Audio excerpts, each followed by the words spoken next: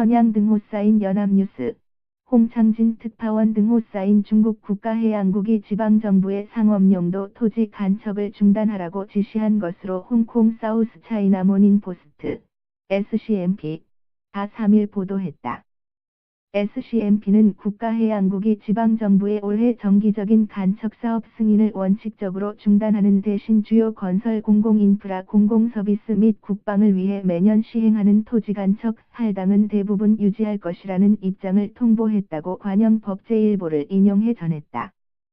중국 지방정부는 그동안 중앙정부로부터 토지 사용권을 받아 상업용도로 전환하는 데 절차도 까다롭고 비용도 많이 들자 간척을 통한 상업용지 확보에 주력해왔다.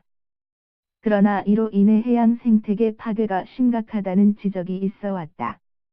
신문은 중앙정부가 해양 생태계 보호 차원에서 상업용도의 간척을 금지하는 대신 국가 차원의 건설 공사, 인프라 건설, 국방 용도의 간척에 대해서만 예외적으로 인정해주기로 했다고 전했다. 국가해양국의 이번 결정은 해양 생태계에 심각한 타격을 입힌 토지 간척에 대한 지방정부의 느슨한 감독을 질타한 중앙정부 입장이 발표된 뒤 나왔다. 시진핑 국가주석은 작년부터 환경보호를 강조해왔다. 법제일보는 규제기관이 지난해 토지 간척에 대한 가장 엄격한 단속을 해 간척사업 6건을 연기했으며 이 중 4건은 산둥, 반도 이북인 보하이, 일대의 사업이라고 소개했다.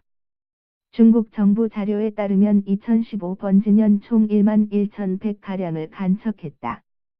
해양환경 전문가인 타오젠화, 텐진, 대환경화학공정학원 교수는 중국에서 지방정부가 중앙정부로부터 토지권을 취득하기보다 간척하면 비용이 적게 드는 일이 종종 있다며 수십 년간 대규모 간척 사업으로 발생한 환경 훼손을 되살릴 수 없다고 강조했다. 타오 교수는 시기적으로 너무 늦었다면서도 여전히 토지 간척을 통해 개발을 추구하는 사람들을 중단시키는 게 필요한 단계라고 말했다. 지난해 중국 중앙정부가 실시한 환경조사에서 해안을 낀 정부 다수가 간척 사업을 승인하는 등 감독을 소홀히 한 것으로 드러났다. 중국 환경보호부는 하이난, 성남부 휴양섬에 관한 보고서에서 토지 간척 사업으로 인해 취약한 산호초와 연안 생태계가 훼손되는 결과를 낳았다고 지적했다. 특히 비판받은 간척 사업은 헝다 그룹이 개발한 1,600억 위안, 약 26조 2,096억 원, 규모의 인공섬 프로젝트인 오션플라워 섬과 충창, 중국사가 지원한 선문베이 간척 사업이다.